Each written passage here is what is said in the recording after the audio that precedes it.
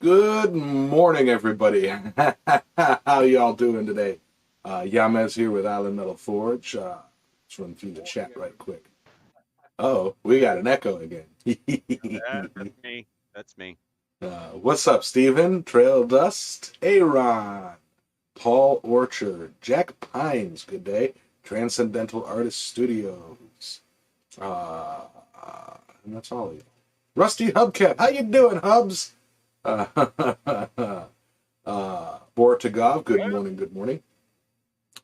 Uh, yes, Jack Pines. I tuned in to, well, once it announced that you were going live, I jumped in. I was literally walking out the door to go to work. I'd help some people out with some stuff, and yeah, hopefully you get your technical issues worked out, and next week goes off without a hitch. Because yeah, and hopefully I don't have to work, or I can be in my shop and have it on while I'm working and watch. um, we'll do that. We'll try again next week. But anyway,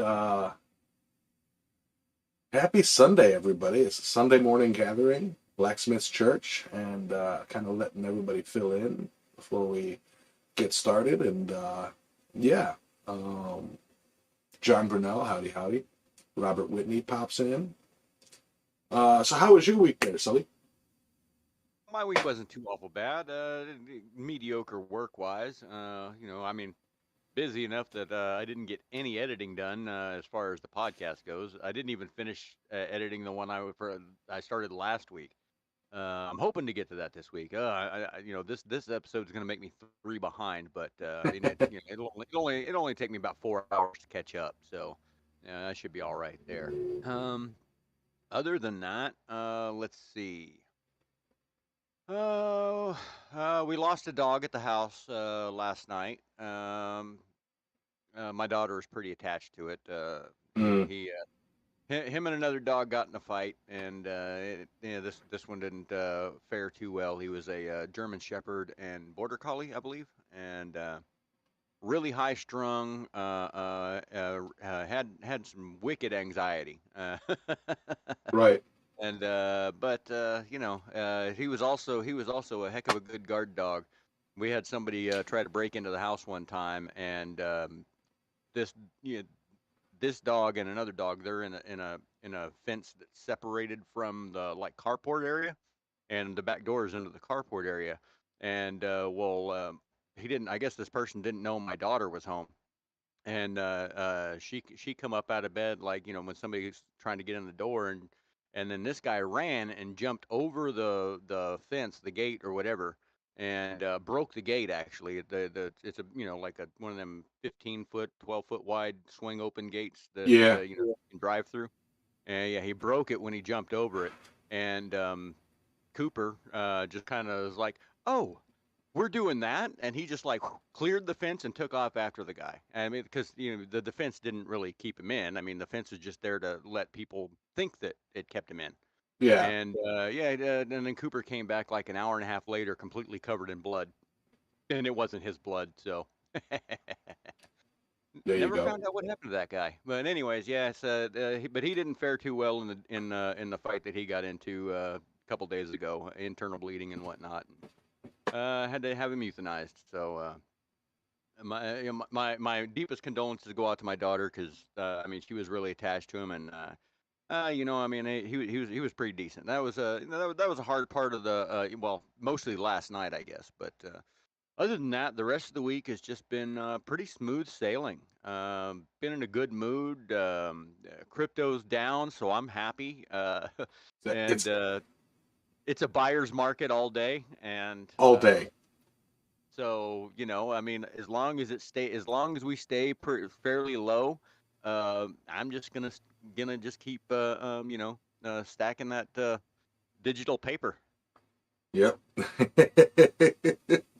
Blood in the streets. Time to play ball. Buy the dip. Buy the dip. um, I had a This isn't that to each your own. Do your own research and all that stuff. I'm not going to recommend squat from nothing because that went horribly wrong the last time. So yeah.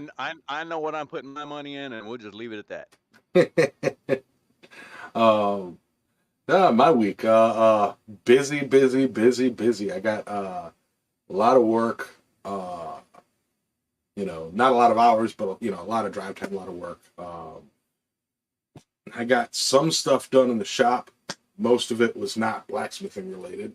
Most of it was clearing some shelves for work, for electrical stuff.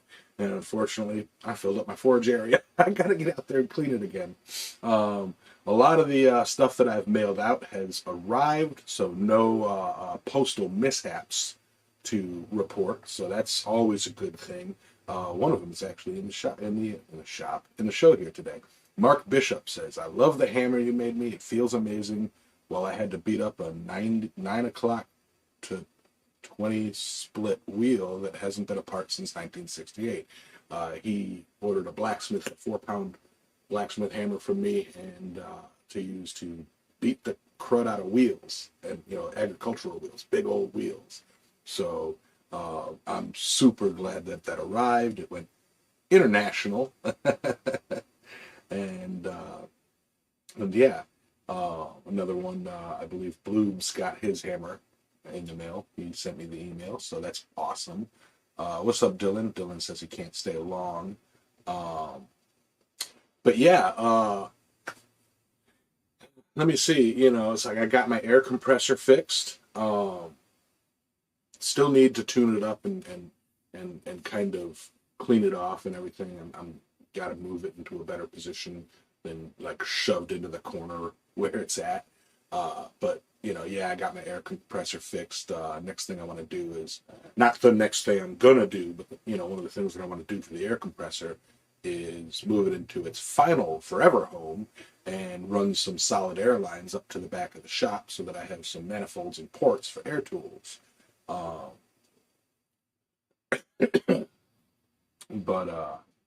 But yeah, unfortunately, not a lot of. I'm trying to think of anything forge related that I have, new for you guys.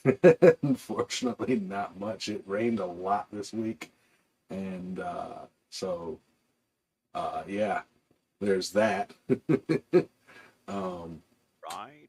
Supposed to have a good day today.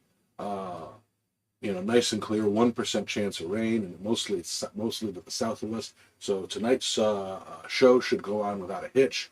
Yeah, it's going to be hot. I believe we're going to be pushing 90, and then with humidity, the real feel is going to be about 107. But that can be fixed with water and lots of it. So, looking to have a very productive day ahead of me, albeit sweaty. Let me see, hubcap. Yam's got to say, the dog's head you made me, I used for the first time. Bevel on a hatchet, man, I had immediate control.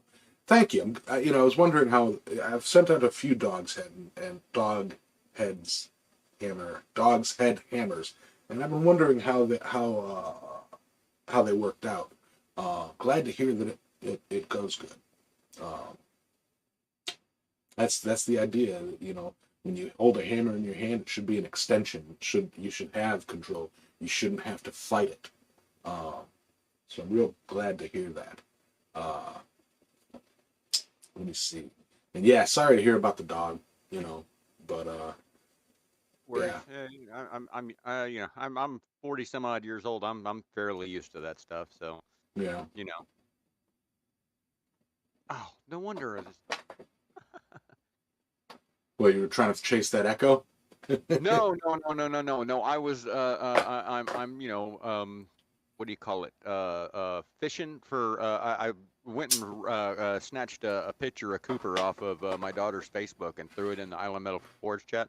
And I was looking for a picture of the project that I built last week that I posted on Instagram and it cross posted to my Facebook. And I'm like, why is it not here? Why can't I find it? It's because my PC is signed into my daughter's Facebook account. Not mine. So I'm like, oh, it says, what's on your mind, Tiffany? No wonder I can't find my pictures. Right. All right. Yeah, everybody send a $50 super chat for Cooper there. No, I'm just kidding. Please don't. Yeah, right. That's just me being pandering and And that's a joke, people. Joke. Don't do it. You know, I could use some help on the GoFundMe for the cremation fund. You got a forge. $157. You got a forge. Yeah, well, no. Yeah, I can go real morbid with this, you no. know. I mean, like, yeah, he's three times the size of my forge. I am not stuffing that much meat in it. Sawzall. I'm sorry. I'm sorry. Yeah, I really like it. The hammer you made me just feels different. Using hammers my whole life, have been all mass-produced things. It just feels different and awesome. I gotta say, that is this is a topic that we've discussed in the past: store-bought hammers versus hand-forged hammers, or like handmade tools versus mass-produced tools. When you buy something custom, it's obviously going to be for you, so it's like, yeah. So for a little bit of backstory, guys, Mark Bishop is in agricultural up in Canada, and yeah, I met him through crypto. Freaking, he's never had a hand forged tool, and is pleased as punch to have met a blacksmith. So it's like brand new to the blacksmithing community. Mark, most of these people in the chat with you are blacksmiths as well, in one way, shape, or another. And yeah, it's using a handmade tool compared to a mass-produced. It's night and day. So much better than Snap-on. You bet.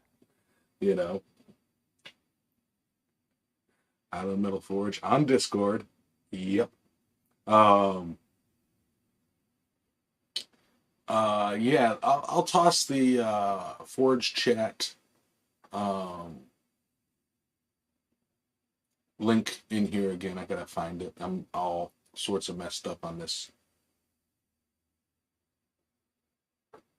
Let me see. There's an invite section somewhere. Invite people.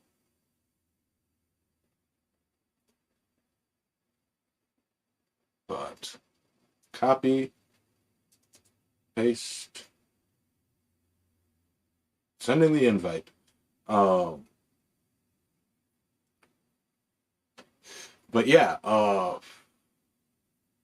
me see. There's the project. Oh yes, the tire chain. How did that work? Did you get it on a tire yet? Well, I didn't put it on the tire, but I did it. It is attached to the chain. So, like there at the end where you see that speed link sitting in the S, Yeah. I heated that up and then bent it down close around my tire chain. So it's attached to the tire chain on my truck, and I am not putting tire chains on unless I have to. So I'm not putting it on to test it out until this winter when I have to use it. So Right. that's just way too much work. Well, I'm not. yeah. So does that one question I've had in my head, because I've never put chains on my tires, because as much as it doesn't snow here. The way this works. Okay, see where the speed link is? Mm-hmm. Okay, that is the end of the outside of the tire chain, right? So the wall of it. Yes. Okay. On the sidewall of the tire. On the inside, there's a chain link that's cut with like a C shape, and one end is bent over the chain, and you just hook it. So you hook one end on the last link of the other end, and then on the outside, you've got this thing that sits here, and then about 3 links up the chain is another link that's just like hooked in the side, like all by itself, and it hooks into that open end, that open little C shape or whatever at the end there. It hooks in there to close it. So what you do is you take the tightest link you can grab of the not the end with the latch on it, but the other end. You grab the tightest link you could slip this in through the end with the C shape on it, and then you rotate it back around.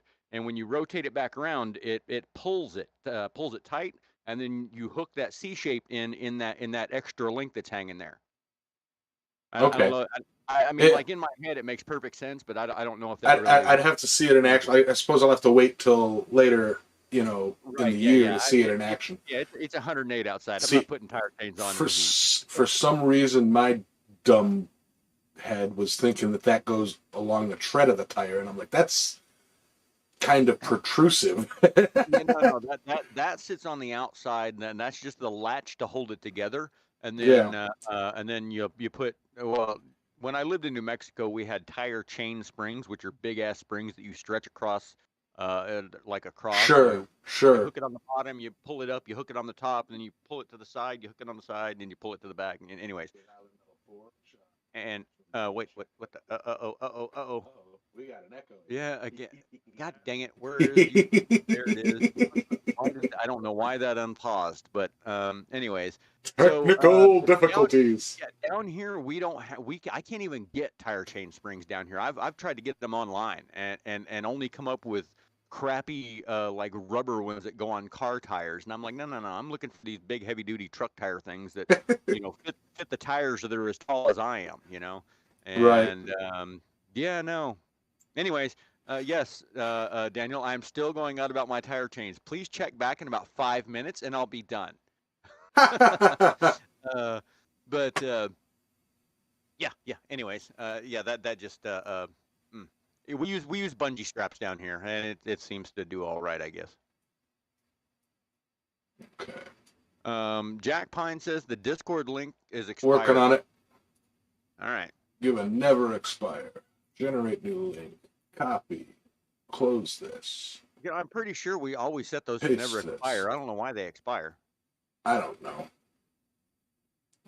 And Steve Parsons, no, I have not tested it. I will test it when I need to chain up. And that little speed link that's in the picture, that's what I used for the last 2 years to hook my tire chains up. So if it breaks, I got to back up.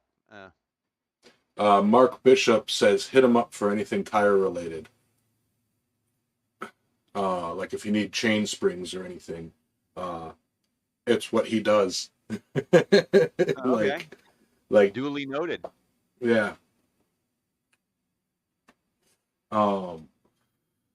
Yeah, easiest way to get a hold of us. I put a link in the chat for the Forge Chat Discord, and it's growing slowly but surely. But yeah, so That's what she said.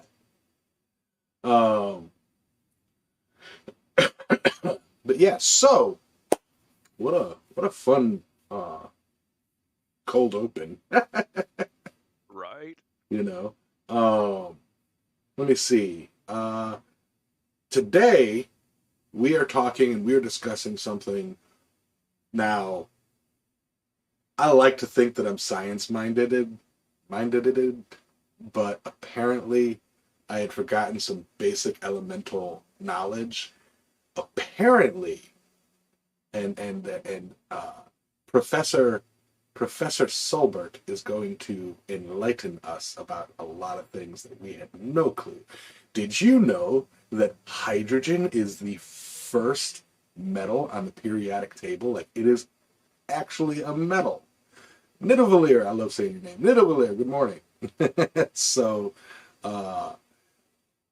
yep. Take it away, Professor. All right. So yeah, today I wanted to talk about hydrogen, and the main reason is the main reason I wanted to talk about hydrogen is the tie-in that it has. What basically. Mike Basically, Tyson. we need to get into the basement, and we're gonna roll a d20. And, anyways, I got sidetracked there. Holy crap! DB Makers says lithium is the first metal. Shut up. So anyways, the way that hydrogen relates to our everyday life, like, for hydrogen is necessary for us to exist, both in the aspect that, or not both, but that is threefold. Number one, it is the fuel that our main stage local star burns for fuel. It gives us light and heat and the gravity with which we traverse our galaxy.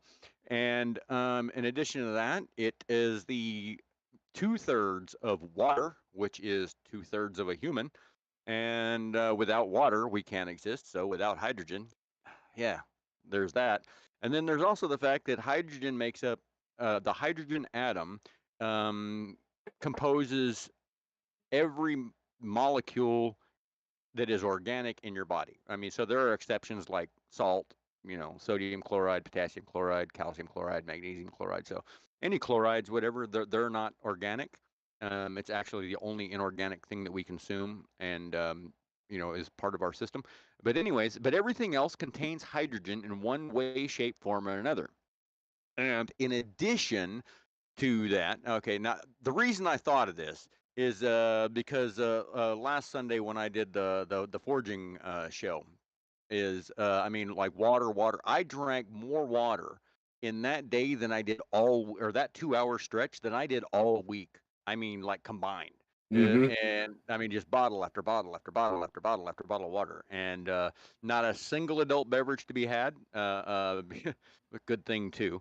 And in addition to going outside and standing under the sprinkler just to try to cool off a little bit, and even then, I still got a little bit lightheaded and kind of went down to my knees there for a second, trying to get my bearings. I mean, I literally almost I don't know, fainted, passed out, something like that. I mean, like I got real lightheaded, and I was like, woo.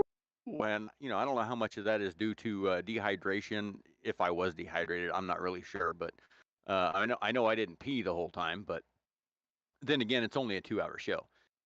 So anyways, that's what got me thinking about hydrogen was just that water and the need to stay hydrated. I mean, it is 107, 108 degrees average temperature in my shop, and I survived it and made it all the way through. And the audio was absolutely horrible. I mean, if I had known it was that bad, I'd have just shut it down and quit. I mean, I I can't wouldn't believe let you them. guys. I can't believe you guys let me do that. Oh, it was. I went to listen back and I was like, what? No. Oh my, no. Oh my God, this is horrible. But hey, some of y'all stuck it out for the whole dang show, and props to you for being able to put up with that crap. But anyways, so hydrogen is not just a hydrocarbon and the component of all amino acids and all that stuff. It is also a metal. It is the first metal in the periodic table, and it exists theoretically in the metallic state in the cores of Jupiter and Saturn. That is why it is believed why they have such a huge magnetic field is because they have let's see, a deep layer of liquid metallic hydrogen, not solid. It's got a rocky core within, and then a liquid metallic hydrogen mantle, so to speak, that is basically about 2/3 of the planet.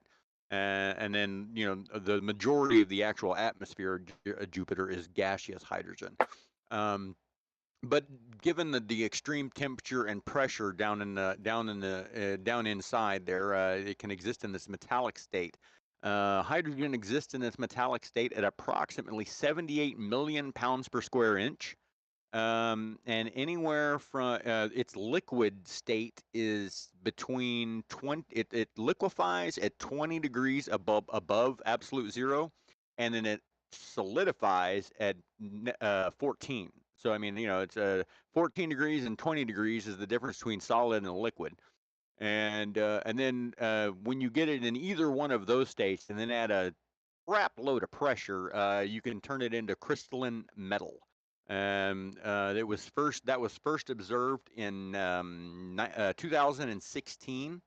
That was the On October 5th, 2016, Rangadas and Isaac Silvera of Harvard University released claims of experimental evidence that solid metallic hydrogen had been synthesized in the laboratory at a pressure of around 495 gigapascals or 71,800,000 psi using a diamond anvil cell.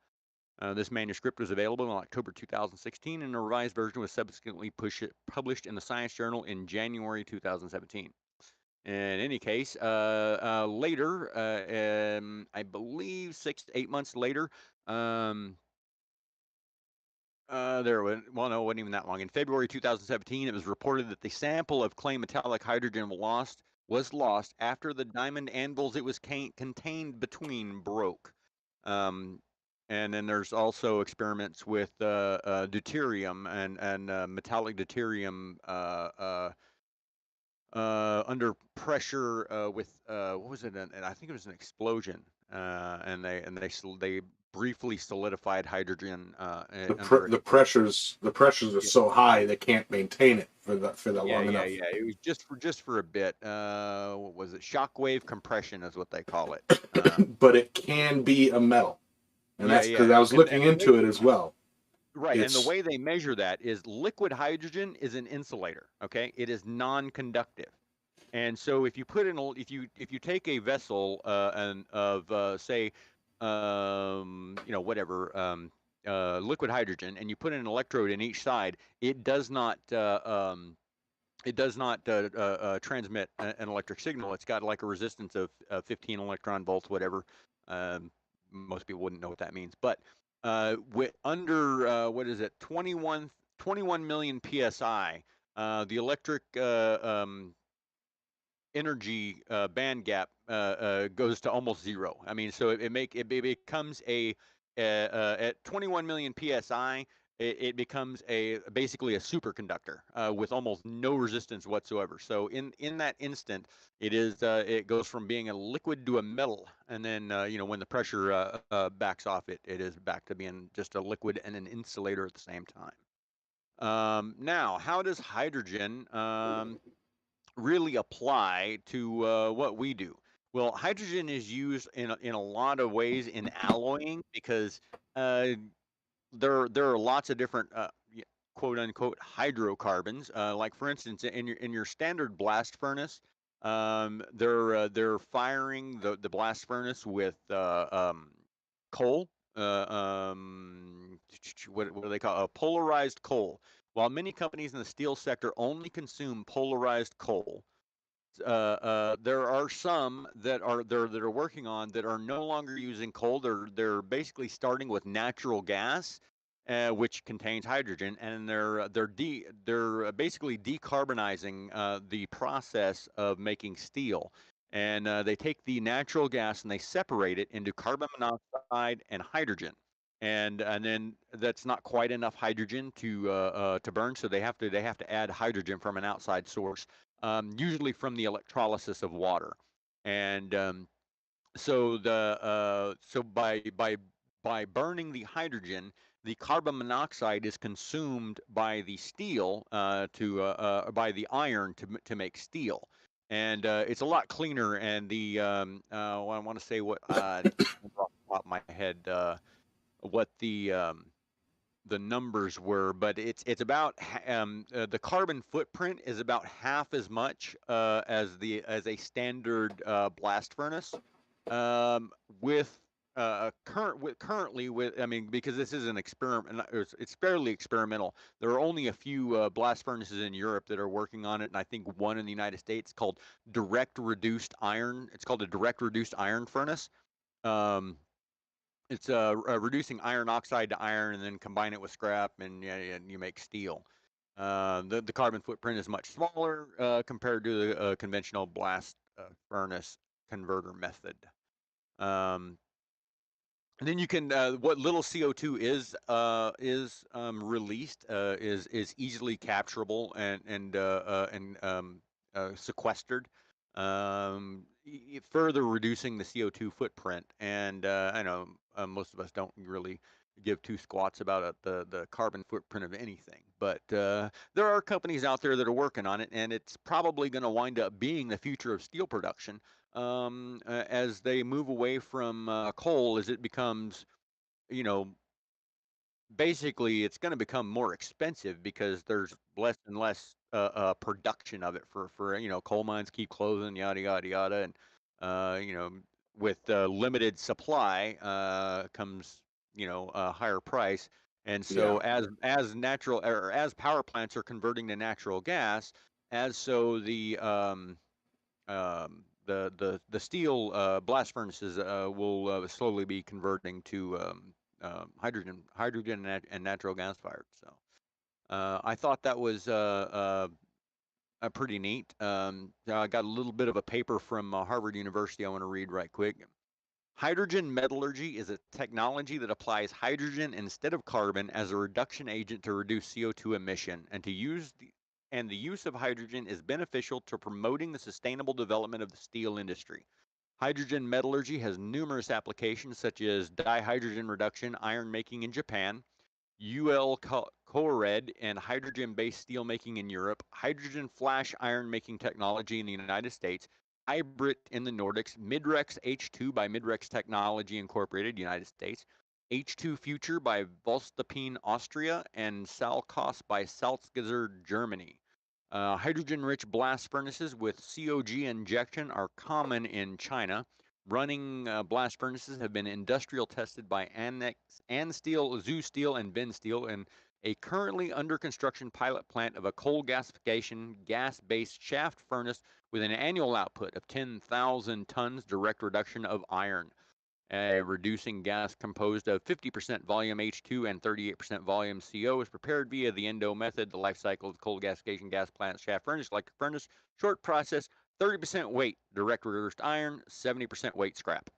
Wow. And It is assessed 1 ton of molten steel as a functional unit. This plant has a total energy consumption per ton of steel of 263.67 kilograms standard coal. So 1 ton of steel takes 263. Well, this is this plant, the equivalent of 263 kilograms of coal. And then with a CO2 emission per ton of steel, 829 kilograms of CO2 emission, which are superior in an aspect that it's about half of traditional blast furnace converter. So I guess a ton of in a traditional blast furnace, a ton of steel would be one. That I guess that would be metric. Since we're dealing in metrics, your 1 metric ton of molten steel would consume almost 600 kilograms, so a quarter ton of coal. So it takes a quarter ton of coal to make a ton of steel. Well, that's not that much. I have a quarter ton of coal sitting in my backyard right now. I mean, I don't know about you, but I mean, like, just in my head, that seems horribly inefficient. But Well, okay, a quarter ton of steel. You know, I've got about 400 pounds of steel sitting in my backyard right now. no, we're talking metric. So Okay, I've got four. it's just under 600 kilograms, which is 2.4 times 2.4. Um, I think that's 2.4 times. Well, let me get my calculator out. Shit, gonna All make right, me do math. here I thought you were gonna do it in your head. No, not this side. Oh, 200 I'll tell you that while you math that out, one thing that I times heard: 2. diamond anvils. I want me a diamond anvil. That is 2,983 pounds. So that's a ton and freedom units. That's a ton and a half of coal in freedom units. Give me that burning rock. And I may have my metric off, but I do know the 263 kilogram standard coal is 2,983 pounds of coal. But I may have the 1 ton wrong. I may be wrong on the what 1 metric ton is. 1 metric ton may not be. You know what? I bet 1 metric ton is 1,000 kilograms, not 2. uh, Mr. Maker brings up an interesting point too. Uh, wouldn't burning hydrogen make water, and wouldn't that create problems in forge welding? Not when it's burned with carbon monoxide. Okay, when it's burned with carbon monoxide, the no, it I don't know. I mean, okay, I'm thinking here. I'm sitting here thinking no, because you're burning it with carbon monoxide. That's why it takes twice. You've got to add hydrogen because the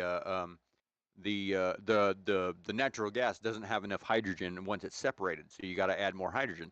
And I, then it's the carbon, the oxygen is burning with the hydrogen, and the carbon is being sequestered in the steel. But you're still burning hydrogen and oxygen and creating water vapor. But apparently, it's not really a problem. I mean, I've understood, or I've heard that one of the byproducts of burning hydrogen is actually nitrous oxide as well. Not in great amounts, but in amounts nonetheless. no, but well, I mean, if you're talking about in a vacuum, hydrogen and oxygen are only burned to form water vapor. In atmosphere, it is possible that that water vapor can break down in, because it is also superheated. Like I don't know, it's pretty dang hot.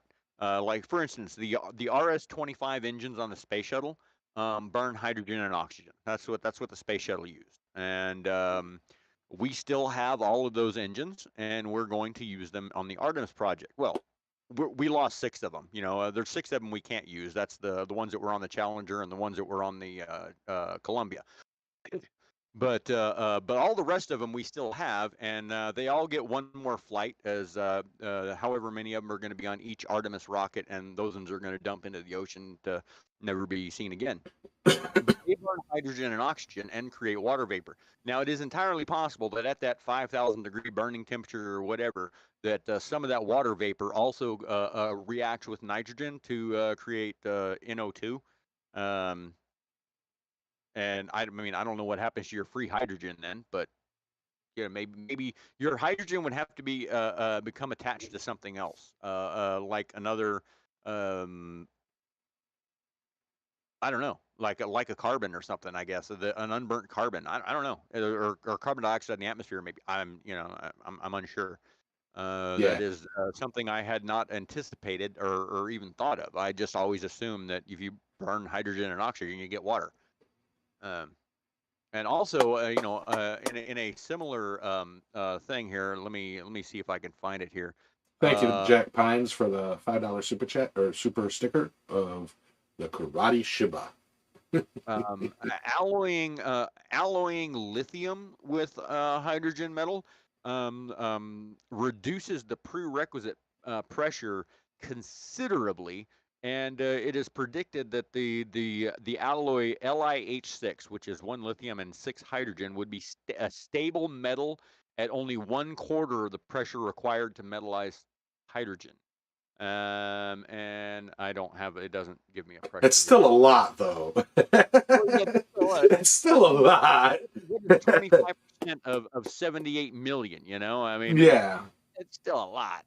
Oh, there we go. Metastable metallic hydrogen may have potential as a highly efficient rocket propellant with a theoretical specific impulse of up to 1,700 seconds. For reference, the current most powerful chemical rocket propellant has an ISP of less than 500. So more than 3 times more powerful than any other rocket fuel known. Although a metastable form suitable for mass production and conventional high volume storage may not exist. Another significant issue is the heat of the reaction, which at over 6,000 degrees Kelvin is too high for any known engine material to be used. This would necessitate diluting the metallic hydrogen with water or liquid hydrogen, a mixture that would still provide a significant performance boost from current propellants. But 6,000 degrees Kelvin, I mean, that's pretty high. That's Right. hot enough to melt tungsten, by golly. Which we discussed about a couple weeks ago. Yeah, And right, that right. that freaking, forging temperature. Yeah, yeah. You could definitely you could definitely forge a tungsten with a metallic hydrogen forge. Sounds like I mean, I don't know what you're going to contain it in unless you have a really, really strong, what do you call it, magnetic field, in which case, you're kind of forging with fusion. let's do it. Sounds like a happy time. uh And you know what? And really, that's about all I've got on yeah. hydrogen. It's It's a basically it's a fun little it is a fun little delve Thought into experiment. Yeah. something that we deal with every day, because we all drink something every day. It may not be water, but it's got water in it. And Tea. uh, huh? Oh yeah, tea. Yeah. And at the end of the day, it's also kind of applicable to blacksmithing, because it's becoming the way of or it's going to be the way of reducing iron into steel. So, Yeah. and now So you know, it's yeah. and knowing is half the battle. The more you know. uh, yeah. Yeah. So um, I would not mind at all trying to do I want to play with hydrogen generators. I know how to build them. You Now know, you know, they're really easy to build. I've built Yeah. one. Oh yeah. I've done a small one, Yes. like a small open air hydrogen generator, but it just kind of released it. I never put a cap on it and actually harvested any hydrogen. I just wanted to see it. So it's like I know how to do them, and I know how to do them pretty efficiently too. Um, I want to convert. I've got 3 generators. I want to convert one of them into a hydrogen fueled generator. Just And you and know. and for the record, it's a lot safer to have your positive electrode and your negative electrode separated, so that your hydrogen and your oxygen are separate. Because if you just do a brown gas generator, like which is fairly common, where you alternate your plates in one container, positive negative, or positive neutral, negative neutral, positive neutral, like that. Um, then what you wind up with is a gaseous mixture of H2O, but not combined, which is super explosive. I mean, super explosive. I got a good hydrogen story for you. My brother used to haul LPG, and when he was working on studying for his LPG license, at the very beginning, or well, no, it was right after. I think it was right after he got his license. He was hauling propane, and he was talking about coming across the guys that are hauling liquid hydrogen, the space shuttle fuel. And he's like, man, you wouldn't believe it. He's like, they got helicopters with them. They got like an entourage of black Suburbans that like we know when he's got to get fuel, they clear everybody out of the truck stop, and the guy pulls in, fuels up, and whatever. But yeah, they clear out like this big section of the interstate around this guy. And so he's got like a quarter-mile of highway all to himself, and he's like, I don't get it. He's like, how is that any more dangerous than propane? I said, oh, hold on, let me get my stuff. And I went and got one of those. Yeah, I went and got one of those MRE heaters, and I put some water in it, and I necked up or I took all the stuff out of it, and I put it in a test tube, and then I took a torch and I melted the end of that test tube down small, and put water in it, and then I stuck it over a water balloon, and I build up pressure or whatever, and I filled one water balloon with no, two water balloons with hydrogen, and then I went out to my cutting torch, and I filled one water balloon with oxygen. And I put all 3 of them in a Ziploc bag. And these things are maybe the size of a peach, each one of them. I put all 3 of them in a sandwich Ziploc bag. And we're sitting around the fire out front, smoking and joking, whatever, drinking beer. And I took I had a grade stake, and I took a match and I taped it to the end, and I had a needle, and I took that little sandwich bag, and I told my brother, it's like, this is 2 hydrogen, 1 oxygen, and this is why they clear out a truck stop when this guy stops for fuel. And I took the needle and I poked it through the bag, and I popped all 3 balloons. I set it on the ground, and I lit that match on the end of the grade stake, and I reached over and I touched it to that bag, and I'm not kidding you, it blew up so loud, I swear it could have broke windows on my house. It was a sandwich bag of hydrogen and oxygen, and it was a kaboom. And I mean, louder than a 30-06 going off right next to your head. It was insane loud. I was like, I mean it. I mean, to be honest, like, I pooped a little bit. I was like, whew, I I pooped a didn't little. expect that. I didn't know it was going to be that bad. And he goes, my brother's like, oh shit, that's a whoo boy, one of them 11,000 gallons of liquid hydrogen. That'd make a heck of a crater. And I was like, Exactly. Yeah. That's a big crater. As like a quarter mile is generous. I mean, like you're talking a half-mile wide hole in the ground if that thing went up. Um, but yeah, but I've made a brown gas generator or whatever and tried to run my lawnmower on it, but it was too small. I mean, it really didn't have enough volume. So I figured one up to run my Volkswagen Passat on one time. I did the calculations and everything, and I got it to fit in a space about the size of one of them big old 6-volt truck batteries.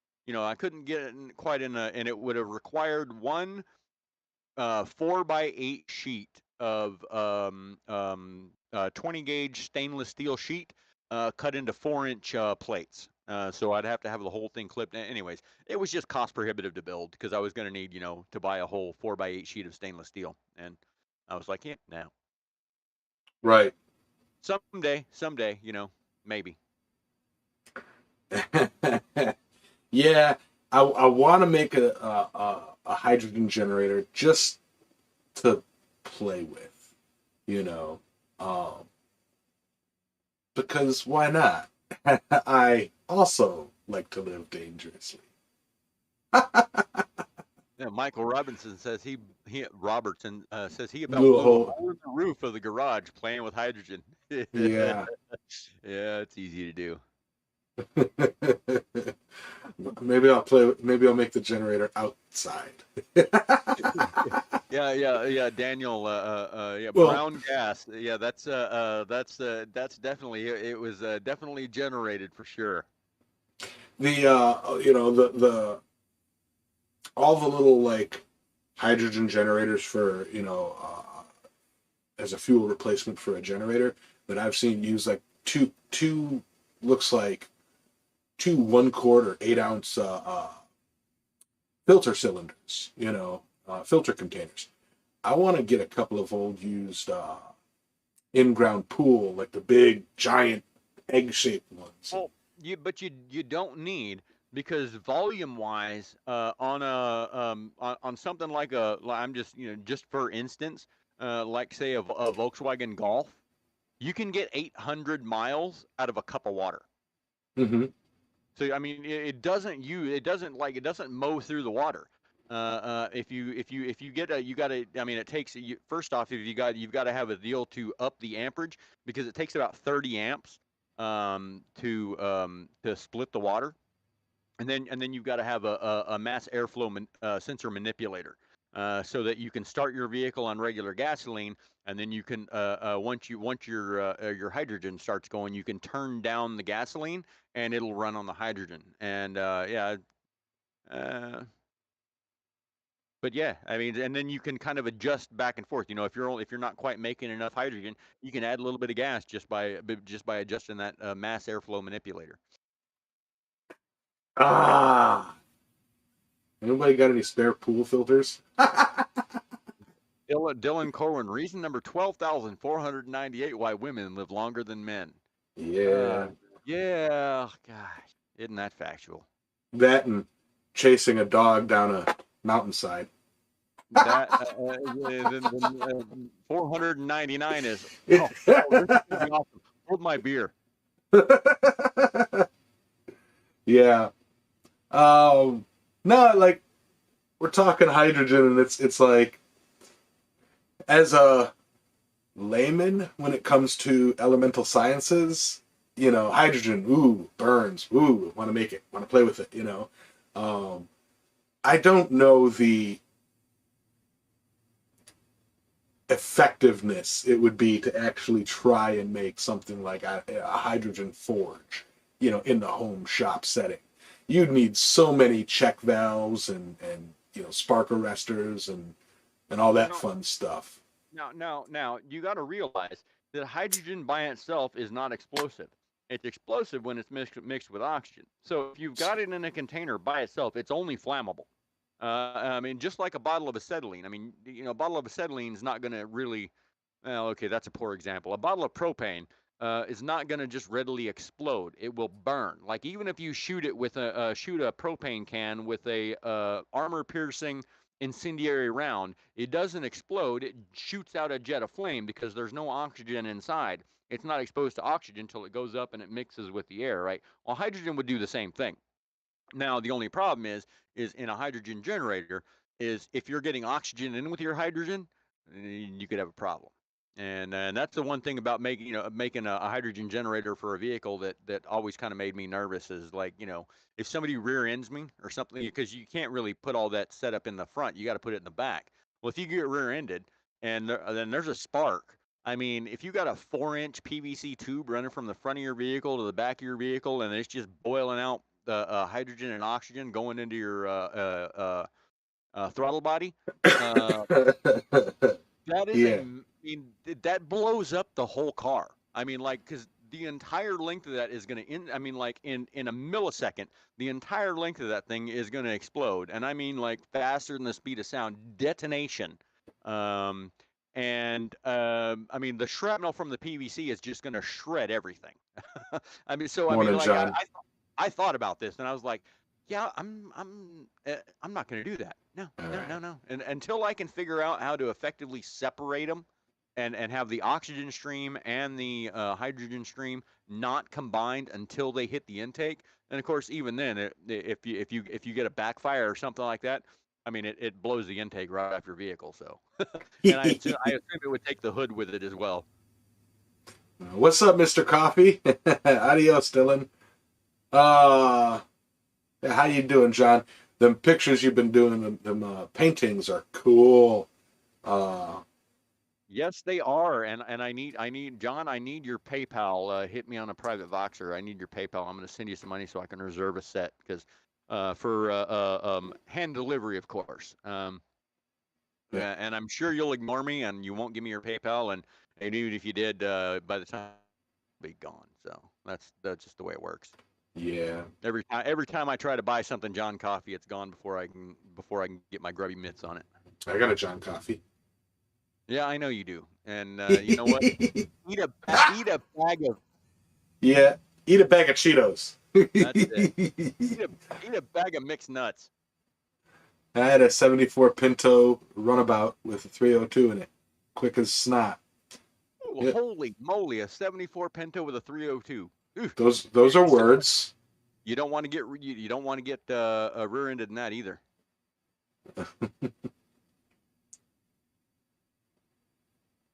Uh, but yeah, I don't know cars. That's the one thing that's keeping me from hurting myself even more is I don't know motors or vehicles and stuff. So it's like I don't experiment enough.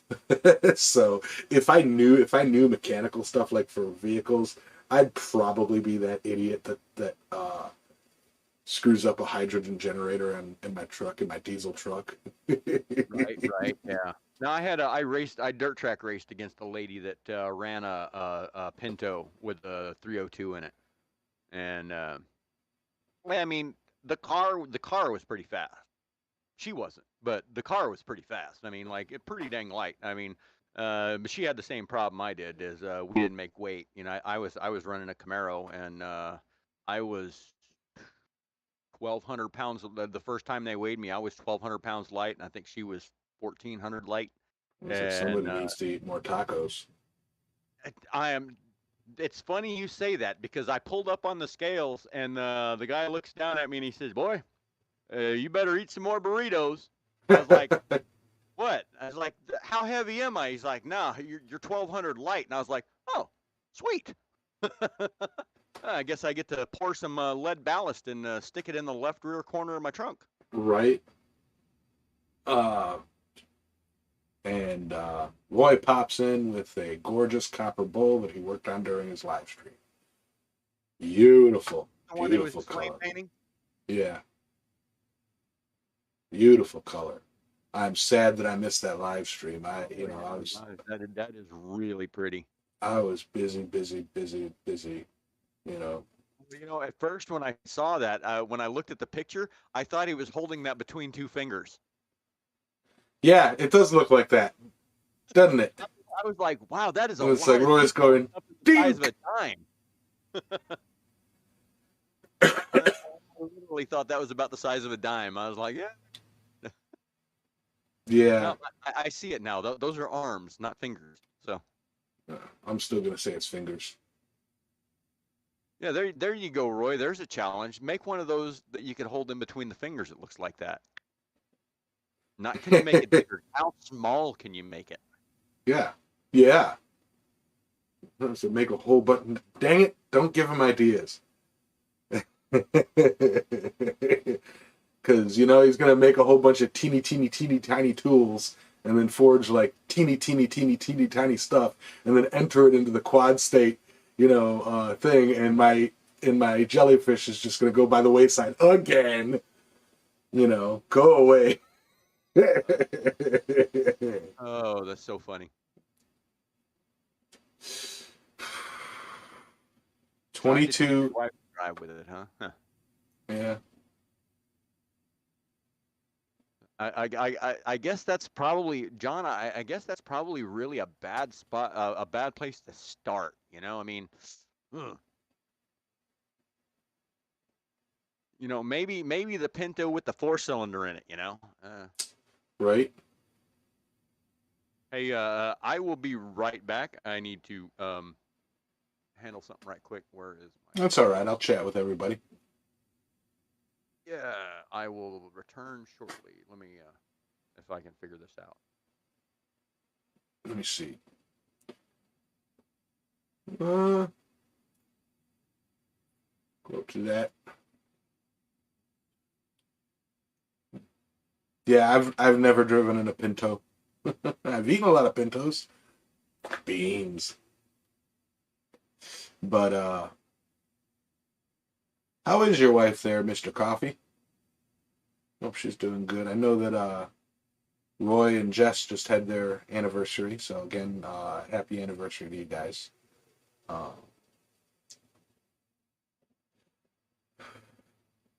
yeah, so hydrogen. uh, it's one of those projects. Yes, I'd love to make myself a hydrogen generator. I don't know what I would do with it because I'd be, too nervous to actually hook it up to be something to use. So that's one of those projects that, maybe in a few years. Roy probably won't be bringing anything awesome to quad this year. You said that last year and won, so adios, Wayne. Oh, Mr. Coffee in with the yeah, Roy, you don't need to bring anything. You're awesome enough. I tell you, I can't wait for quad. I just, you know,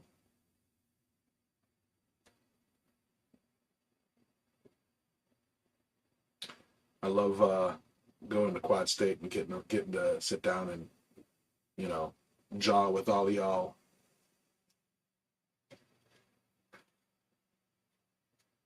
Uh, yeah, John Brunell's out of here too. Take care, John. Take care, Wayne. Take care, everybody who's leaving. The numbers are going down. September 23rd through the 25th. Yes, I believe that's it. Now, I have to figure out my planning because I believe, don't they release the gallery items at like noon on Sunday, and that's about the time that I'd be leaving. So it would be swinging by quad and picking up my gallery items. Because, yeah.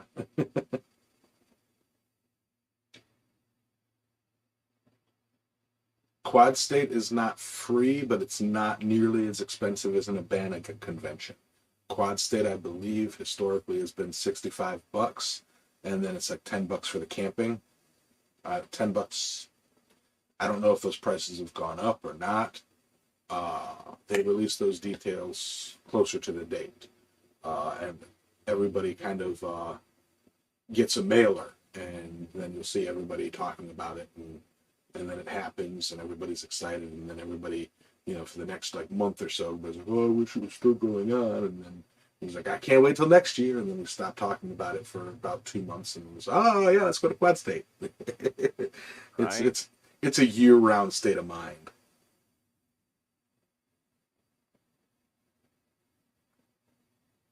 Trying to figure out September. Right on, right on. For me or to beat me? Roy, maybe I should bring a 10-inch diameter of one of the bowls just for you, Yamas. Yeah, yeah. So that you can enter it there. Yeah, that's right. Oh yeah. Uh,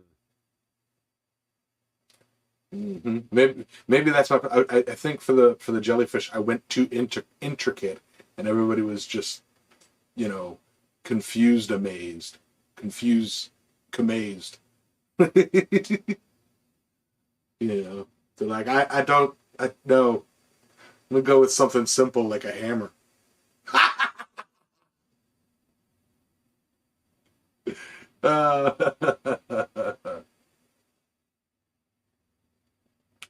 So I'm waiting for Roy to be like, "Shut up, Yamas." Hey, Paul. Oh, 10 foot? oh, 10 foot. Yeah, I did read that as inch. Yeah, yeah. Yeah.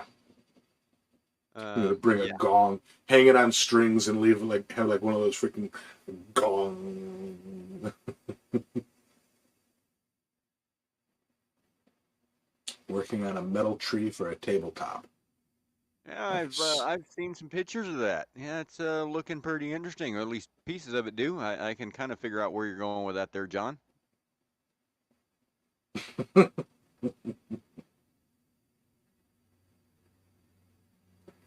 Ah, yeah. How embarrassing last Sure. year. Get it in the door, Roy. I dare you. That's right. Hmm.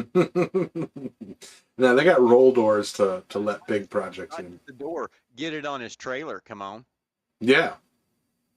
Have, And you're gonna have to have oversized load signs and flags and a permit. have your kids carry it in their laps.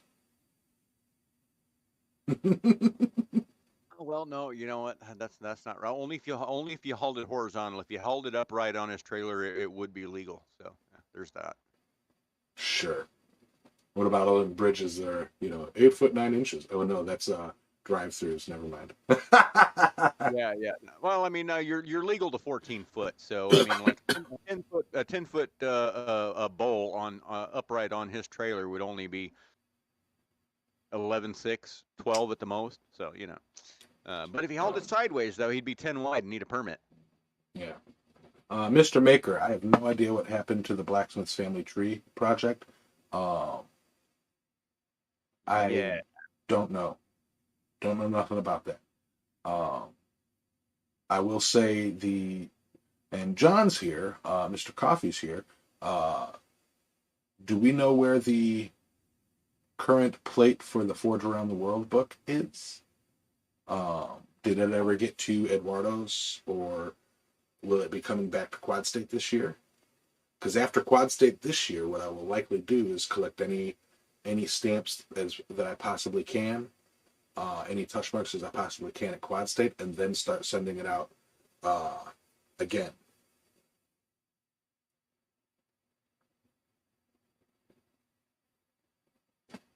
But yeah. Hmm. Yeah, well, my personal opinion on the tree thing is some people that were gonna handle that were in over their head. I think so. I mean, because the making the leaves is easy and collecting the leaves is easy, but the rest of it is a logistical freaking nightmare that's even beyond my ability to handle. I was just like, yeah, no, I can't do that. And so yeah, the people that were planning on handling it, I think it was a little bit beyond their ability to put together, and so it's kind of in limbo. I mean, like the project's, I would say the project's not dead, but it's kind of in limbo, as you know, because I know for both of the parties involved in that end, life kind of happened, and Yeah, some things got in the way that not just put that on hold, but a lot of other things as well, and so um, yeah, where do you? kind of the same with the book project. It's one of those that with the early. It's going to have its peaks and valleys as far as its appearances. You know, Right. the page you had is at Hans's. All right. So the page is currently at Charming Hollow Forge Where's the rest of the book? in my shop. Oh, okay. So it's just, so you're just missing the page then. Yeah, yeah, and it's the Oh, page with everybody's touch mark. right, right. You Okay. know, Yeah, yeah. Roy, Switzer, Tim, Andy Alm, Me, Brazil, Fiery Furnace, me. you, Mr. Coffee, Charming Hollow, Brass Phoenix, lots. Did you ever get the one guy down? Rob Garman. I can't The, remember the name. The guy down at the end. The sells the guy that was down at the end of our row. That sells all the tongs. Fiery Furnace. Yes, that one. Yeah, Dave Oh, Custer. okay. Yeah, yeah. I got him and his cohorts. Okay. I didn't know if you. I remember it because I remember Melton. when the last that I remember is you'd gone down there to do it and he had left for the day, No, and whoever. they were over Oh, hanging out by Rob Huff, I believe. Yeah, yeah, yeah. Yeah, Hanging out at the Brazil camp. yeah. But Hanging out with Brian Razil, yeah, the dark match, Brian Brazil. it's Bryant, Portugal. Yeah, yeah, Brian to Portugal. That's it.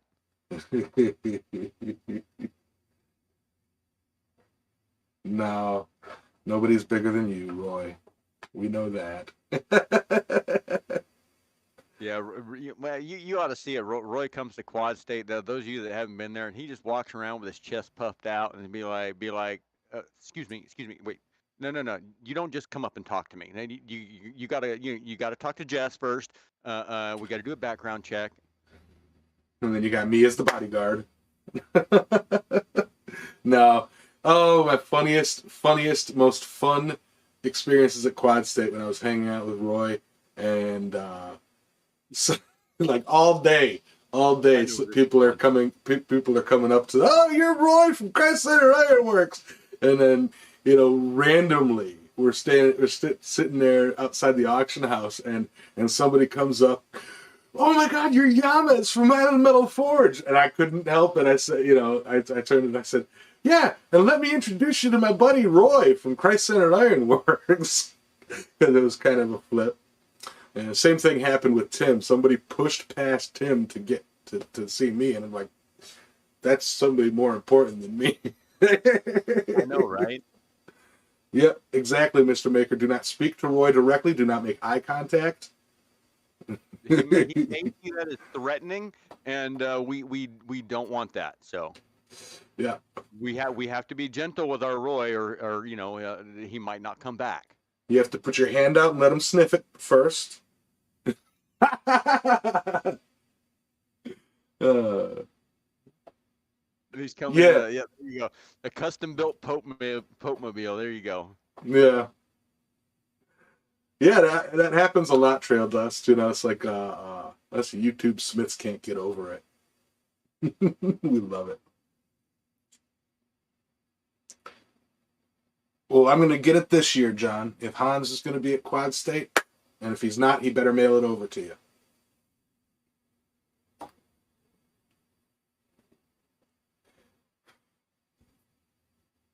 But anyway, yeah, we're full of humility and humidity. They will come stock with only green M&Ms. There you go. Yeah. Well, the green M&M is Boy, hot, but that's just me. that's an old inside joke right there. But Yeah. I bet millennials don't even understand that one. What do you think, Yamez? Do you understand it? Nah, I thought that was over your head. I get the whole green M&Ms only thing. You do or don't? Do. Oh, okay.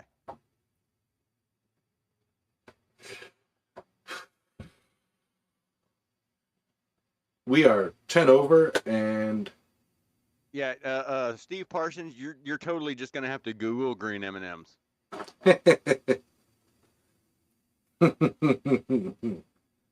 dating yourself. Well, so you're cheating. You're cheating on Jess with yourself. That's not.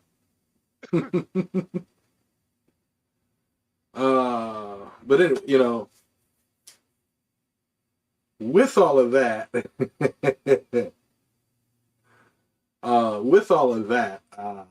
I'd like to move into the final thoughts because it seems like a lot of people got to get going. Um, so on hydrogen. All right, Professor, what are your final thoughts? Okay, so what I'll have to say is, be mindful of your consumption of dihydrogen monoxide, and make sure you've got it contained in the correct vessel. Mm-hmm. There's nothing more important than a proper dihydrogen monoxide containment vessel. Um, You got to and keep it at the proper temperature too. also kept at the proper temperature, preferably right around in between 30 and 40 Fahrenheit, or 2 to 10 degrees Celsius. So and make sure you consume copious amounts of it. Considering the heat that we've been enduring as of late, it's pretty important.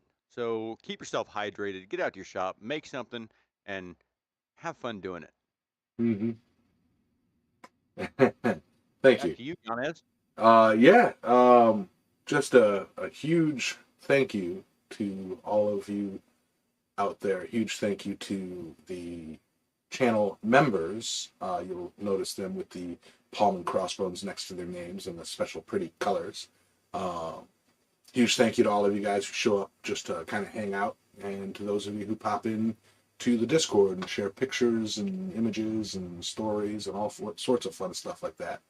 Um, and as always, a huge thank you to my co-hosts. Adam is not here this week; it's his off week.